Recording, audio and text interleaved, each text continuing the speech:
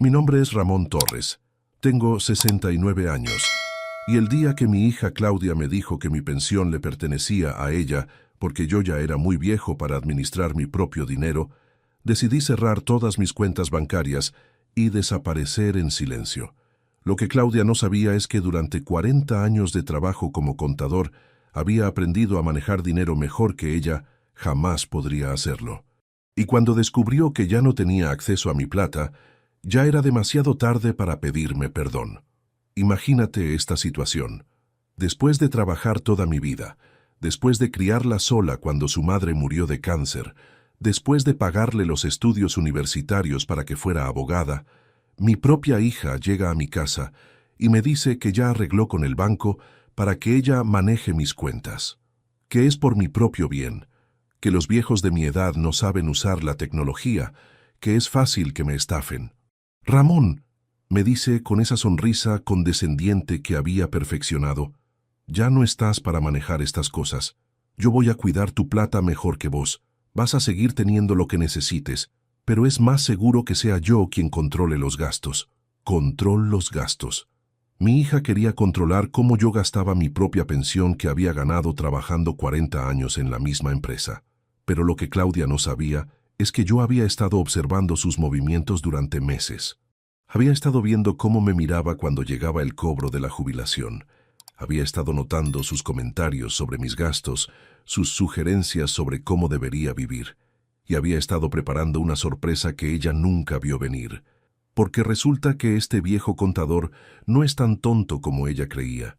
Y cuando terminé de ejecutar mi plan, Claudia se dio cuenta de que había subestimado completamente a su padre. Seguí escuchando esta historia hasta el final. Y contame desde qué ciudad me estás acompañando, porque lo que hice después va a enseñarte que a veces la mejor respuesta a la traición es el silencio absoluto. Para que entiendas por qué la actitud de Claudia me dolió tanto, tengo que contarte cómo fue criarla sola después de que murió Elena, mi esposa. Cómo trabajé día y noche para que ella tuviera todo lo que necesitaba.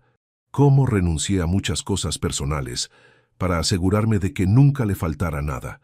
Elena murió cuando Claudia tenía 15 años, cáncer de pulmón, a pesar de que nunca fumó un cigarrillo en su vida.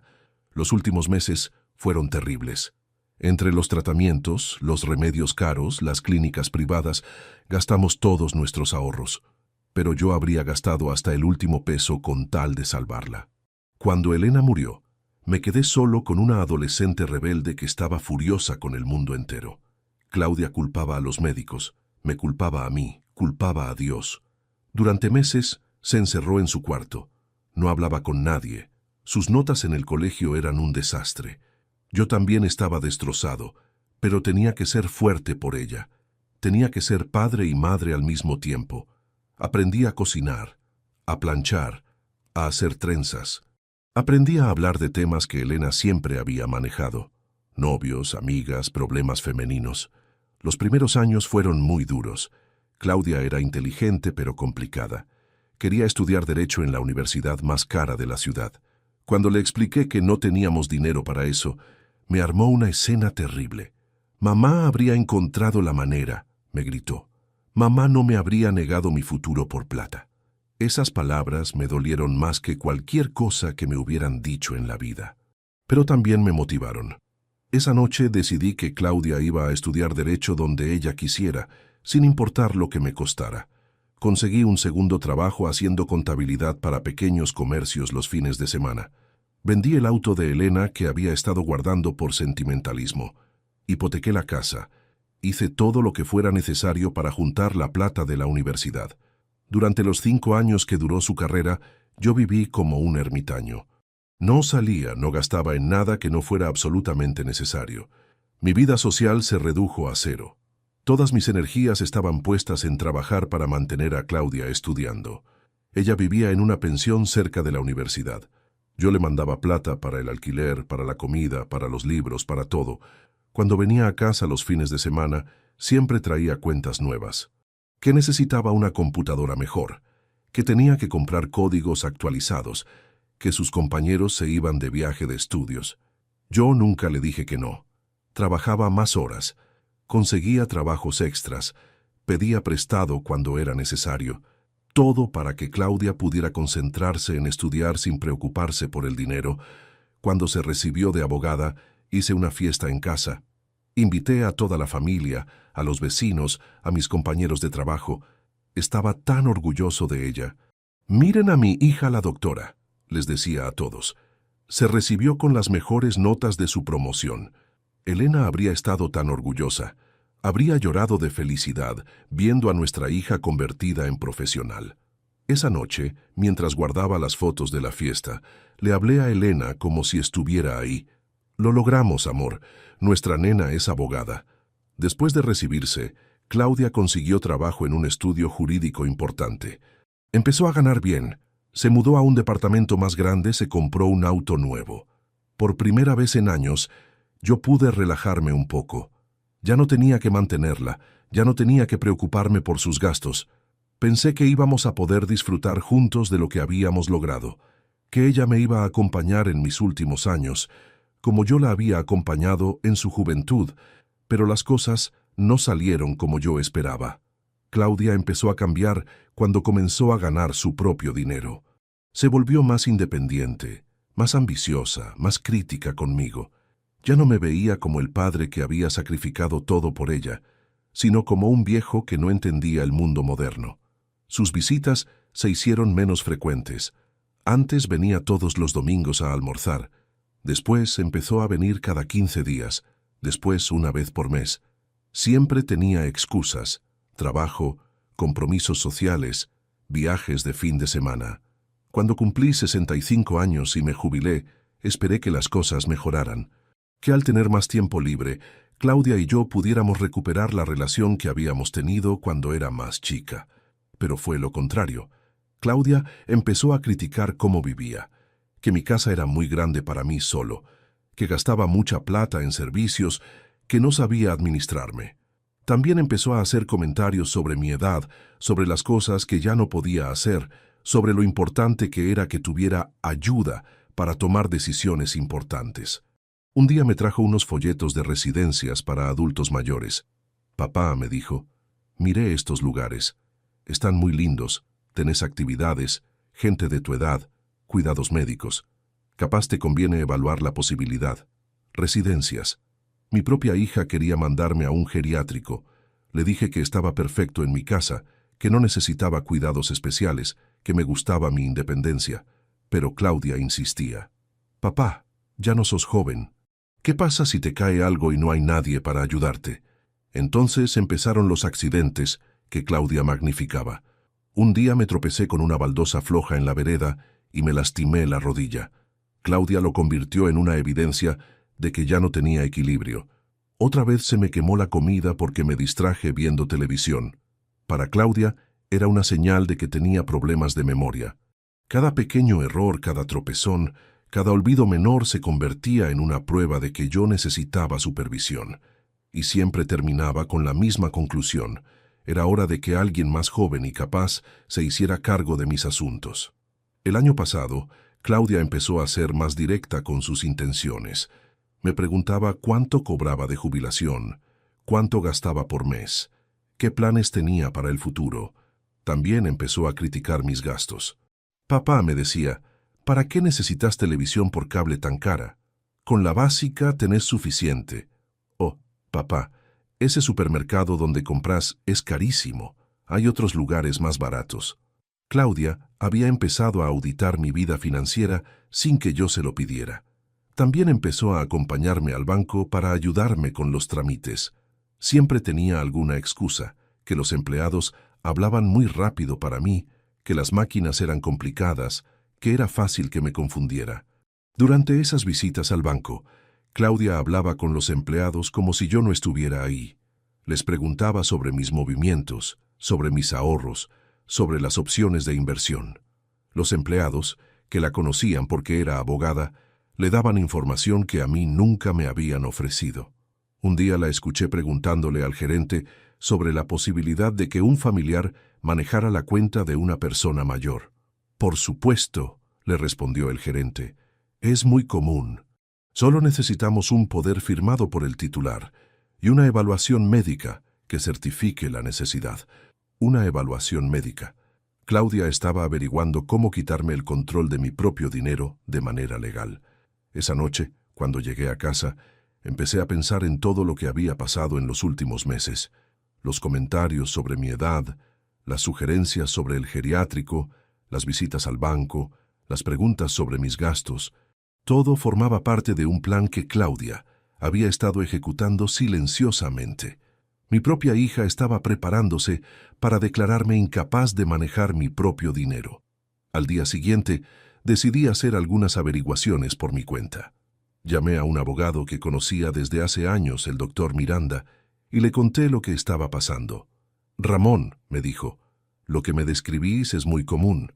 Los hijos ven a los padres mayores como una oportunidad de negocio, especialmente cuando hay una buena jubilación de por medio. Me explicó que había muchas maneras de que los familiares tomaran control de los bienes de una persona mayor: poderes generales, declaraciones de incapacidad, tutorías. Lo importante, me dijo, es que vos mantengas tu independencia financiera mientras puedas hacerlo. Esa conversación me abrió los ojos completamente. Claudia no estaba preocupada por mi bienestar, estaba preocupada por mi plata. Durante las semanas siguientes, empecé a observar todo con otros ojos. Las visitas de Claudia siempre coincidían con fechas cercanas al cobro de mi jubilación. Sus sugerencias sobre gastos siempre implicaban que yo gastara menos para que sobrara más. Sus comentarios sobre mi salud siempre buscaban demostrar que yo no estaba en condiciones de tomar decisiones. Un mes después, Claudia llegó a mi casa con una carpeta llena de papeles. «Papá», me dijo con esa sonrisa falsa que había perfeccionado, «traje algunos documentos para que firmes.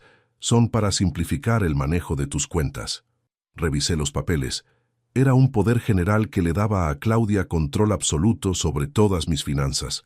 Podía mover mi dinero, vender mis bienes, tomar decisiones de inversión, todo sin consultarme. «¿Para qué necesito firmar esto?», le pregunté. «Para facilitarte la vida, papá.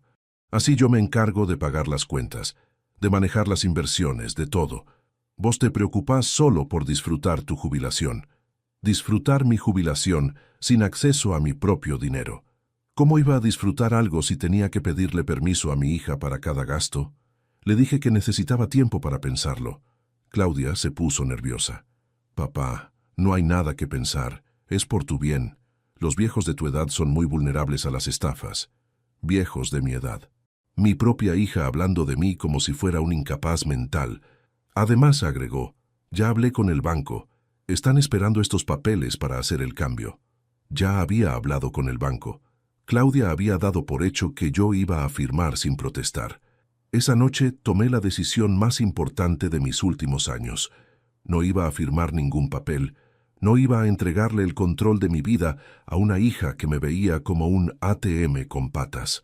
Pero también decidí algo más. No iba a enfrentarla directamente. ¿Qué iba a ser más inteligente que eso? Al día siguiente, mientras Claudia estaba en el trabajo, fui al banco principal donde tenía mi cuenta de jubilación.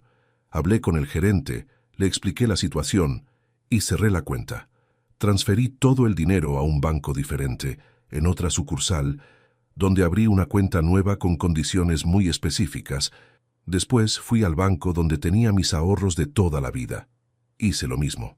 Cerré la cuenta, retiré todo el dinero, lo transferí a otra entidad financiera.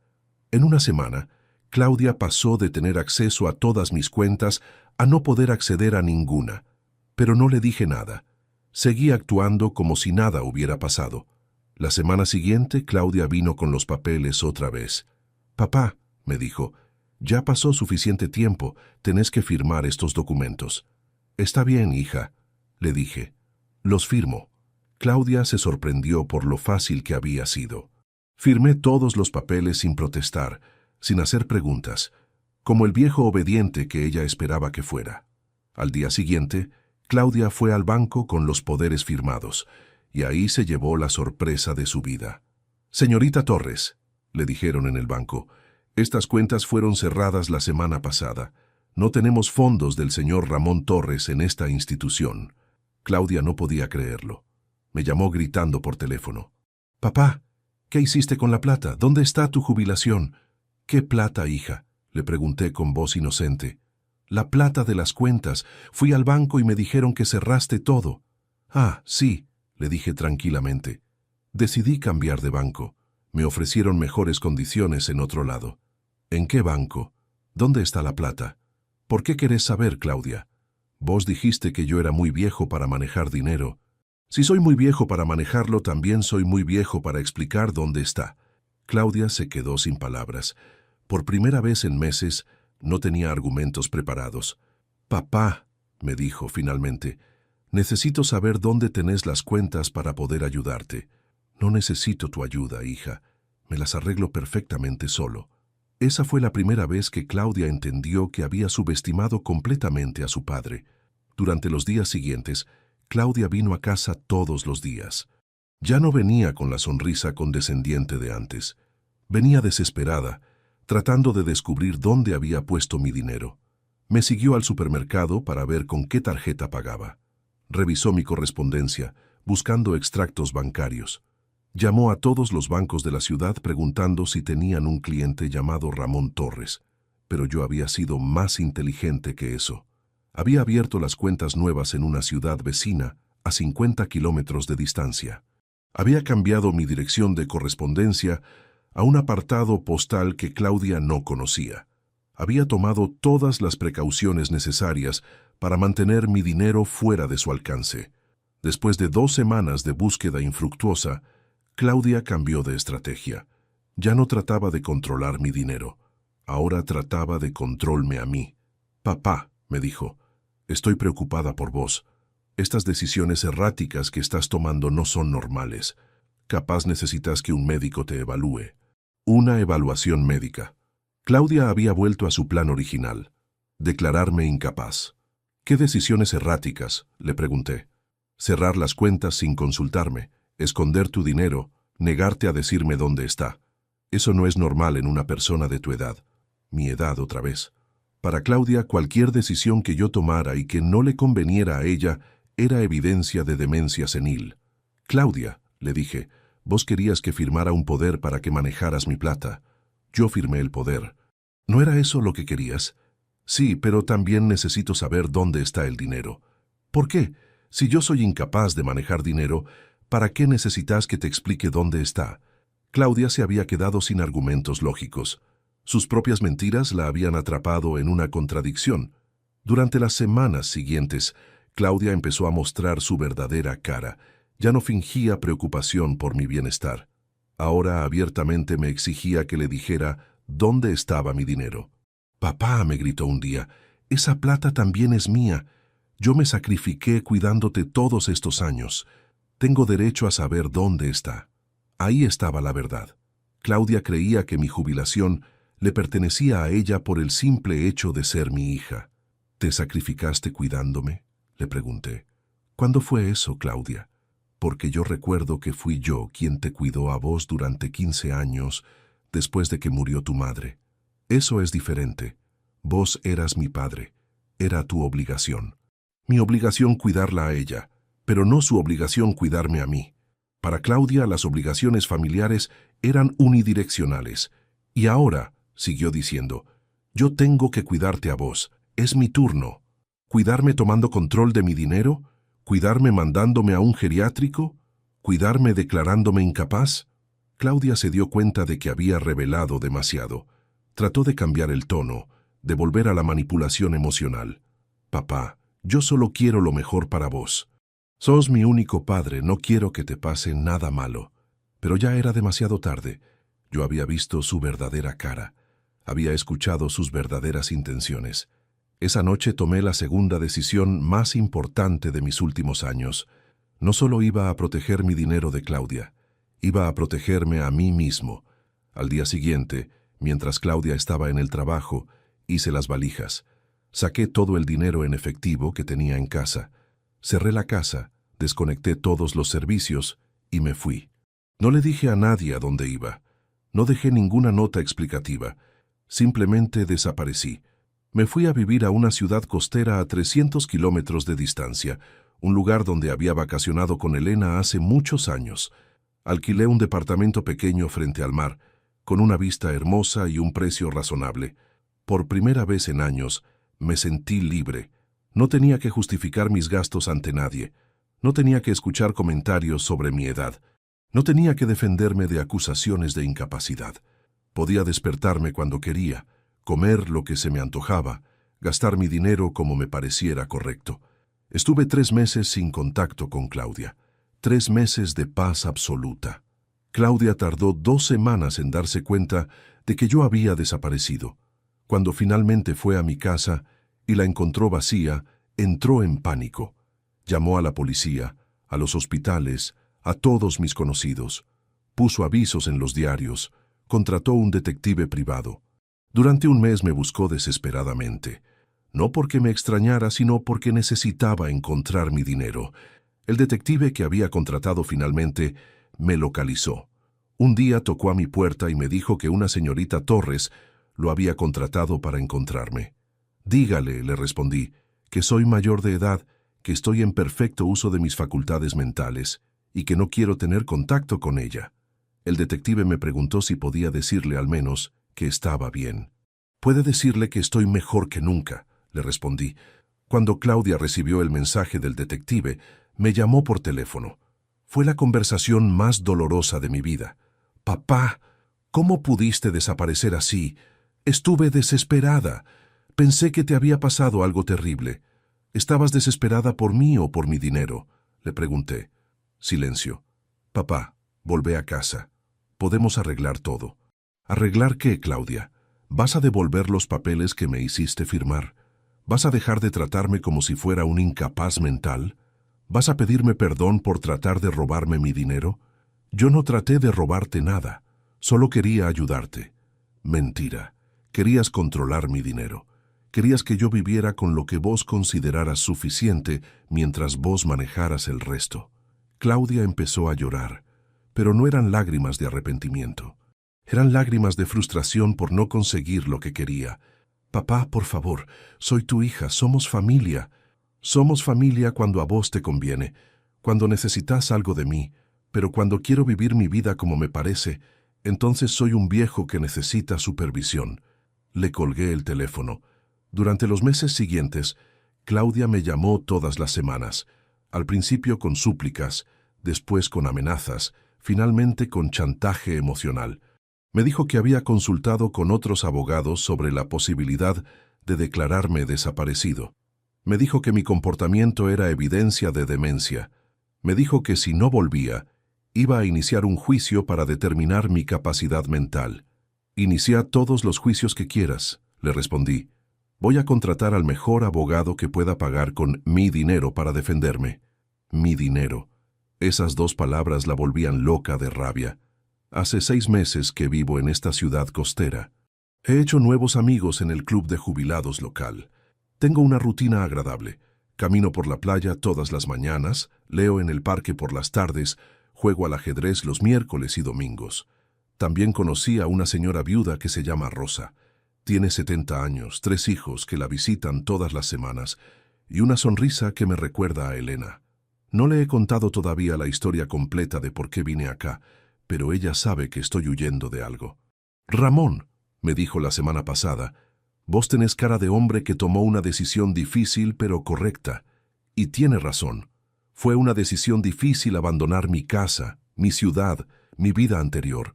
Pero fue la decisión correcta. Acá nadie me trata como si fuera un incapaz. Nadie audita mis gastos. Nadie me sugiere que debería vivir de otra manera. Soy simplemente Ramón, un jubilado de 69 años que eligió vivir frente al mar. El mes pasado, Claudia vino a buscarme. Había conseguido mi dirección no sé cómo. Apareció en mi puerta un sábado por la mañana, con los ojos rojos de haber llorado durante el viaje. «Papá», me dijo, «necesitamos hablar». La dejé entrar. Se sentó en mi pequeña sala, mirando el departamento con desprecio. «¿Así es como querés vivir?», me preguntó. «En este lugar diminuto, lejos de toda tu familia, como un ermitaño». «Vivo como quiero vivir», le respondí, «sin que nadie me diga qué tengo que hacer con mi dinero».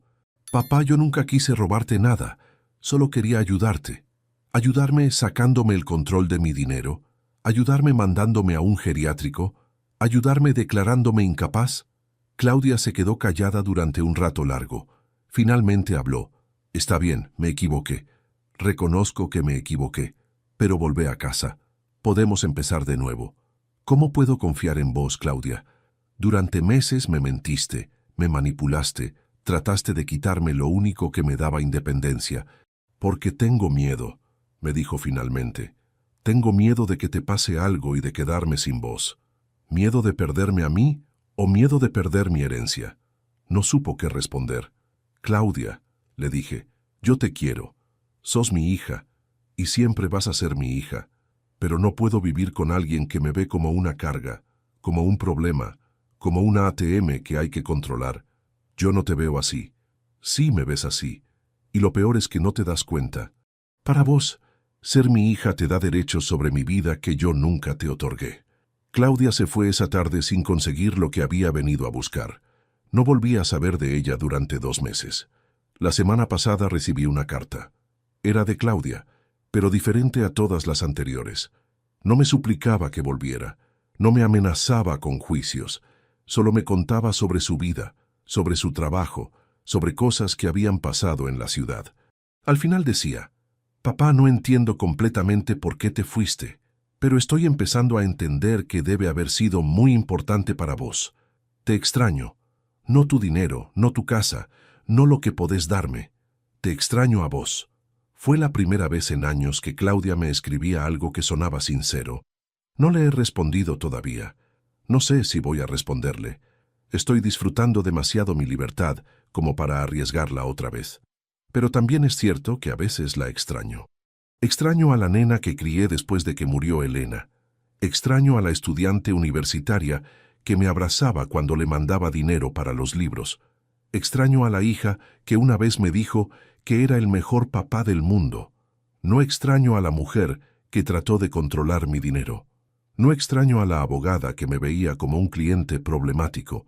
No extraño a la hija que creía que mi pensión le pertenecía. Rosa me dice que el perdón es importante, que la familia es importante, que los malentendidos se pueden arreglar. Tal vez tenga razón, tal vez algún día pueda perdonar a Claudia, pero primero ella tiene que entender que me lastimó.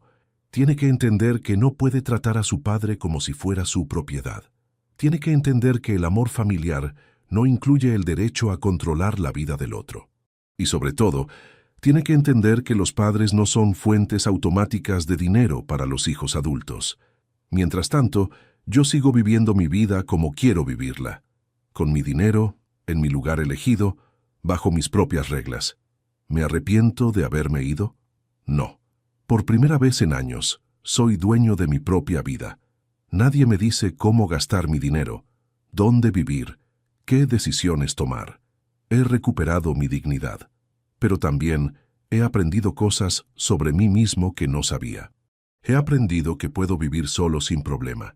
He aprendido que puedo hacer amigos nuevos a los 69 años. He aprendido que puedo ser feliz sin depender de la aprobación de mi hija. La carta de Claudia está sobre mi mesa de noche. La leo todas las noches antes de dormir. Algunas frases me dan esperanza. Te extraño a vos, no tu dinero. Otras me confirman que ella todavía no entiende completamente lo que hizo. No entiendo por qué te fuiste. Si Claudia realmente quiere recuperar la relación conmigo, va a tener que hacer más que escribir una carta bonita. Va a tener que demostrar con hechos que cambió, que entiende que me lastimó, que respeta mi autonomía. Mientras tanto, yo sigo construyendo mi nueva vida. El mes que viene Rosa y yo vamos a hacer un viaje a las cataratas del Iguazú. Va a ser la primera vez en décadas que viajo por placer, no por obligación. También estoy pensando en escribir mis memorias. 40 años trabajando como contador me dieron muchas historias interesantes. Y esta experiencia con Claudia me enseñó que hay muchos padres mayores que pasan por situaciones similares. Quiero que sepan que no están solos, que tienen derecho a defenderse, que nunca es demasiado tarde para elegir su propia felicidad. El dinero que Claudia quería controlar lo estoy usando para vivir la vida que quiero vivir. Me compré una computadora nueva para escribir. Me anoté en clases de pintura. Estoy aprendiendo a tocar la guitarra, algo que siempre quise hacer pero nunca tuve tiempo. Cada peso que gasto es una pequeña victoria contra la idea de que los padres mayores deben vivir como monjes para dejarle más herencia a los hijos. Mi pensión es mía. La gané trabajando 40 años y la voy a gastar como se me ocurra sin pedirle permiso a nadie. Ayer, mientras caminaba por la playa, pensé en Elena. ¿Qué habría hecho ella en mi lugar? Habría perdonado a Claudia más rápido, habría sido más dura. Creo que Elena me habría apoyado. Ella siempre decía que la gente tenía que ganarse el respeto con sus acciones, no pedirlo por ser familia. Ramón, me decía, el amor incondicional no significa aceptar cualquier cosa. Significa querer lo mejor para alguien, incluso cuando eso implica poner límites. Yo puse límites. Límites que Claudia nunca pensó que yo pondría. A veces me pregunto si fui demasiado drástico, si debería haber hablado con ella antes de irme, si debería haberle dado más oportunidades de cambiar, pero después recuerdo los meses de manipulación, los papeles que me hizo firmar, las visitas al banco donde hablaba de mí como si fuera un incapaz, los comentarios sobre mi edad, sobre mi capacidad mental, sobre la necesidad de que alguien más joven controlara mi vida. No fui demasiado drástico. Fui necesariamente firme. Claudia había cruzado líneas que no se pueden cruzar. Había tratado de quitarme la dignidad, la autonomía, la libertad. Había convertido nuestra relación padre-hija en una relación de tutor-pupilo sin mi consentimiento. Eso no se perdona con una disculpa. Eso se repara con cambios reales, profundos, permanentes. Y hasta que esos cambios no lleguen, yo voy a seguir viviendo mi vida lejos de ella. Rosa me presentó la semana pasada a su hijo mayor, que vive en otra ciudad pero la visita todos los meses.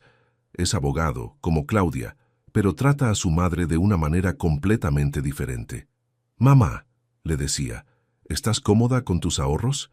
¿Necesitas que te ayude con algún trámite? ¿Hay algo que pueda hacer para que tu vida sea más fácil?» Preguntas respetuosas. Ofertas de ayuda genuina. Reconocimiento de que ella era la dueña de su propia vida. ¿Qué diferencia con Claudia, que me decía qué tenía que hacer con mi dinero sin preguntarme si quería su ayuda? La diferencia entre un hijo que quiere ayudar y un hijo que quiere controlar es enorme, y se nota en cada palabra, en cada gesto, en cada propuesta. El hijo de Rosa le ofrece ayuda. Claudia me imponía ayuda que yo no había pedido. El hijo de Rosa respeta las decisiones de su madre. Claudia cuestionaba mis decisiones por considerarlas evidencia de incapacidad. El hijo de Rosa trata a su madre como una adulta. Claudia me trataba como un niño que necesitaba supervisión. Esas diferencias no son accidentales, reflejan maneras completamente distintas de entender las relaciones familiares. Para el hijo de Rosa, ser hijo significa cuidar respetuosamente a su madre. Para Claudia, ser hija significaba tener derechos sobre la vida de su padre. Durante estos meses de soledad y reflexión, he entendido muchas cosas que antes no veía claramente. He entendido que Claudia no cambió de un día para el otro. Los signos estuvieron ahí durante años. Los comentarios sobre mi edad, las sugerencias sobre cómo debería vivir, la gradual toma de control de pequeñas decisiones. Yo los ignoré porque quería creer que era amor, no manipulación. He entendido también que no soy el único padre que pasa por esto. En el club de jubilados, he conocido a otros hombres y mujeres que tienen conflictos similares con sus hijos adultos. Hijos que creen que los padres mayores no pueden tomar decisiones correctas. Hijos que ven a los padres como cargas económicas en lugar de personas independientes. Hijos que confunden control con cuidado. Es un problema más común de lo que yo pensaba. Y es un problema que muchos padres mayores sufren en silencio, porque tienen miedo de enfrentarse a sus hijos o porque no saben que tienen opciones. Yo tuve suerte. Tuve la educación, los recursos económicos y la fuerza emocional para defenderme. Pero hay muchos padres que no tienen esas ventajas. Por eso quiero contar mi historia, para que sepan que pueden defenderse, para que sepan que no tienen que aceptar el maltrato solo porque viene de sus hijos, para que sepan que la edad no los convierte automáticamente en incapaces de manejar su propia vida. El otro día, Rosa me preguntó si extrañaba mi casa anterior. Extraño la casa donde crié a Claudia, le respondí, pero no extraño la casa donde Claudia me trataba como un estorbo, porque esa es la verdad. Mi casa había dejado de ser un hogar cuando se convirtió en el lugar donde tenía que justificar cada decisión, cada gasto, cada elección de vida. Acá, en este departamento pequeño frente al mar, vuelvo a tener un hogar. Un lugar donde puedo ser yo mismo sin disculpas. ¿Volveré algún día a mi ciudad? No lo sé. Depende de si Claudia puede entender realmente lo que hizo. Depende de si puede demostrar que cambió, no solo con palabras, sino con acciones. Depende de si puede aceptar que su padre de 69 años sigue siendo una persona adulta, capaz, independiente, con derecho a tomar sus propias decisiones. Mientras tanto, yo sigo viviendo día a día, disfrutando del mar, de mis nuevos amigos, de mi libertad reconquistada. Claudia puede llamarme, puede escribirme, puede venir a visitarme, pero va a encontrar a un padre diferente, un padre que ya no acepta que lo traten como un niño, un padre que ha aprendido a valorarse a sí mismo, un padre que entiende que el amor verdadero incluye respeto, no solo afecto. Y vos, que me estás escuchando desde tu ciudad, ¿tenés hijos que te tratan como si fueras su propiedad? ¿Tenés familia que cree que puede decidir por vos solo porque sos mayor? Si la respuesta es sí, quiero que sepas algo importante.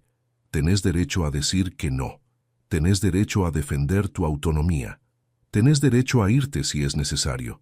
La edad no te convierte en propiedad de nadie. Ser padre o madre no te quita el derecho a vivir tu propia vida. Y nunca, nunca es demasiado tarde para empezar de nuevo. Contame desde qué ciudad me estás escuchando y contame también si esta historia te ayudó a reflexionar sobre tus propias relaciones familiares. Porque al final, lo que importa no es cuántos años tenés, sino cuánta dignidad te queda. Y la dignidad se defiende, no se negocia. Pero hay algo más que quiero contarte. Algo que pasó hace 3 semanas y que cambió mi perspectiva sobre toda esta situación. Estaba en el banco de la ciudad costera donde vivo ahora, haciendo un trámite rutinario, cuando escuché a una señora mayor discutiendo con el empleado. Tenía unos 75 años, llevaba un bastón y estaba claramente agitada. Mi hijo me dijo que firmara estos papeles, le decía al empleado, pero ahora no puedo sacar mi propia plata. Esto no puede ser legal. El empleado, un joven de unos 25 años, le hablaba con esa paciencia exagerada que usan con los ancianos. Señora, su hijo tiene poder sobre sus cuentas. Él puede autorizar los retiros, pero usted necesita su firma para cualquier movimiento. ¿Su firma para mi propia plata?, preguntó la señora, y yo pude escuchar la desesperación en su voz. No pude quedarme callado. Me acerqué a ella y le dije, «Disculpe, ¿pero usted firmó esos papeles entendiendo completamente lo que significaban?» La señora me miró con lágrimas en los ojos.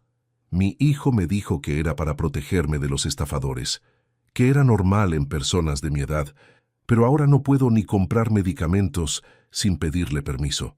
Le expliqué que tenía derechos, que podía consultar con un abogado, que nadie podía quitarle el control de su dinero sin una orden judicial que determinara incapacidad real. Esa conversación me hizo reflexionar sobre cuántos padres mayores están pasando por lo mismo que yo pasé con Claudia. Cuántos hijos aprovechan la buena fe de sus padres para tomar control de sus vidas. Decidí hacer algo al respecto. Consulté con un abogado local sobre la posibilidad de dar charlas gratuitas para adultos mayores sobre sus derechos financieros. El abogado, que se llama Dr. Vázquez, me dijo que era una excelente idea. Don Ramón, me dijo, hay muchos casos como el suyo, hijos que convencen a los padres de firmar poderes que no entienden completamente. Es una forma sutil de abuso financiero. Abuso financiero. Hasta ese momento, no había pensado en lo que Claudia había intentado hacer conmigo en esos términos. Pero tenía razón. Organizamos la primera charla en el centro comunitario del barrio. Vinieron 15 personas, la mayoría mujeres mayores de 70 años.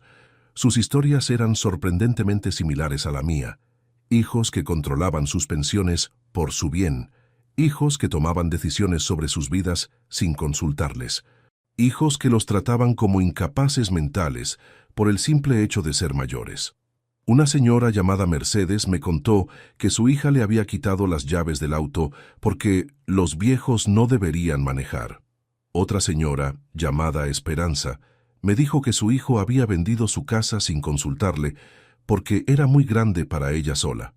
Historias de manipulación, control, infantilización. Historias que me recordaron exactamente lo que yo había vivido con Claudia. Después de esa primera charla, decidí hacer más. Ahora doy una charla por mes en diferentes centros comunitarios de la región. Hablo sobre derechos financieros, sobre señales de alerta en el comportamiento de los hijos, sobre recursos legales disponibles. Pero sobre todo hablo sobre dignidad, sobre el derecho que tenemos todos, sin importar la edad, de ser dueños de nuestras propias vidas. La respuesta ha sido increíble. Ya he dado 8 charlas y he ayudado a más de 100 personas mayores a entender mejor sus derechos. Algunas han decidido revocar poderes que habían firmado sin entender. Otras han confrontado a sus hijos sobre comportamientos controladores. Varias han decidido mudarse, como hice yo.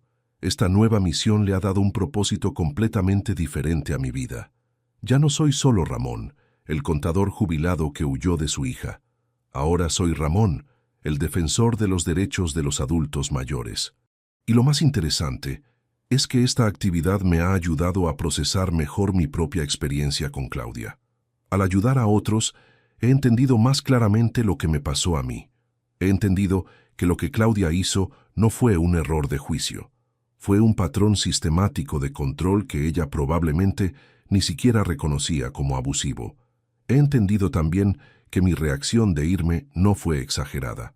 Fue una respuesta proporcionada a una situación que se había vuelto insostenible.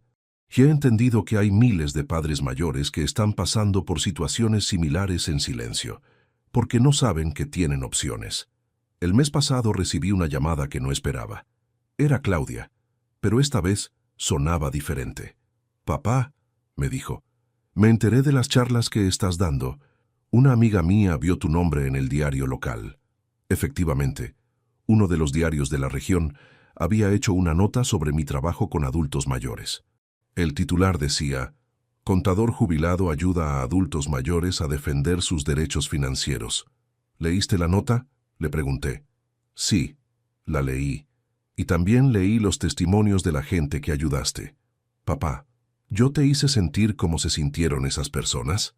Era la primera vez que Claudia hacía una pregunta así, una pregunta que mostraba verdadera reflexión sobre su comportamiento.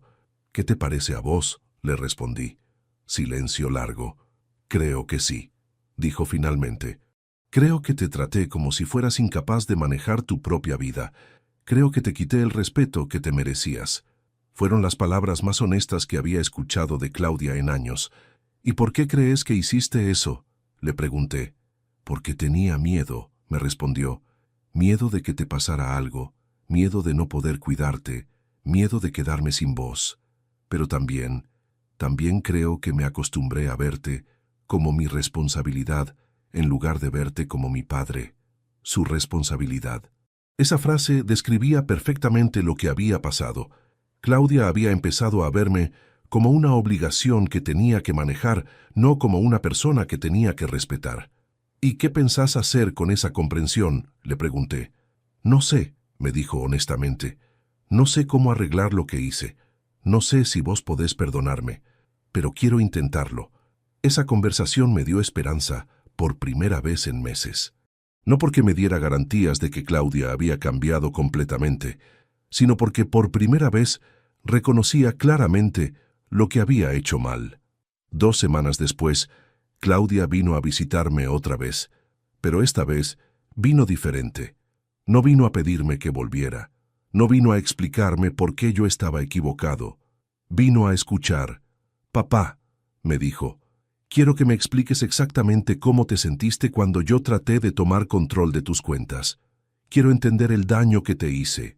Le conté todo, los meses de manipulación gradual, la sensación de pérdida de dignidad, el miedo de perder mi autonomía, la traición de que mi propia hija me viera como incapaz. Claudia lloró mientras yo hablaba, pero no eran lágrimas de autocompasión, eran lágrimas de verdadera comprensión. Papá, me dijo al final, no tengo excusas para lo que hice, no tengo justificaciones, solo tengo disculpas y la promesa de que voy a trabajar para ser mejor. ¿Cómo?, le pregunté. Primero voy a ir a terapia. Necesito entender por qué pensé que tenía derecho a controlar tu vida. Segundo, voy a educarme sobre los derechos de los adultos mayores.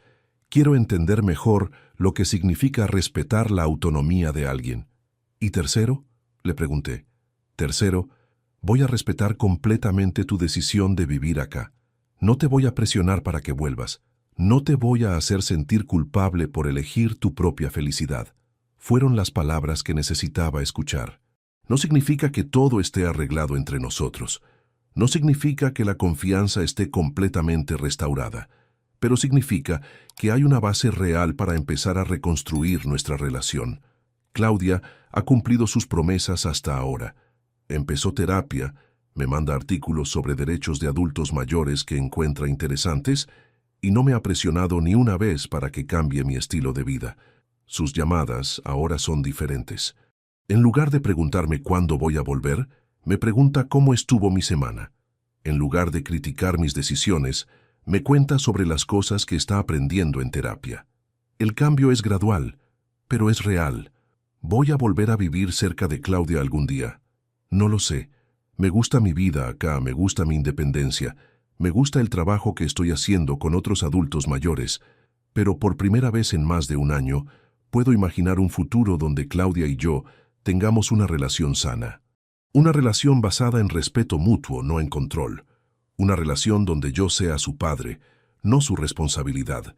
Rosa me dice que soy un hombre sabio por no haber perdonado inmediatamente. Ramón, me dice, el perdón que se da antes de que haya cambio real no es perdón, es permiso para que el maltrato continúe. Y tiene razón. Si hubiera perdonado a Claudia sin que ella entendiera realmente lo que había hecho mal, habríamos vuelto al mismo patrón de comportamiento. Ahora, con su verdadero reconocimiento del daño que me causó, podemos empezar a construir algo diferente, algo basado en respeto, no en control.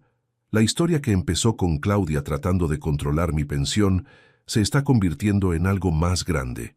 Se está convirtiendo en una misión para ayudar a otros adultos mayores a defender su dignidad. Y tal vez, solo tal vez, se esté convirtiendo también en una segunda oportunidad para mi relación con mi hija. Pero esta vez, una relación en mis términos. Contame desde qué ciudad me estás escuchando y contame también si esta historia te ayudó a reflexionar sobre tus propias relaciones familiares. Porque al final, lo que importa no es cuántos años tenés, sino cuánta dignidad te queda. Y la dignidad se defiende, no se negocia.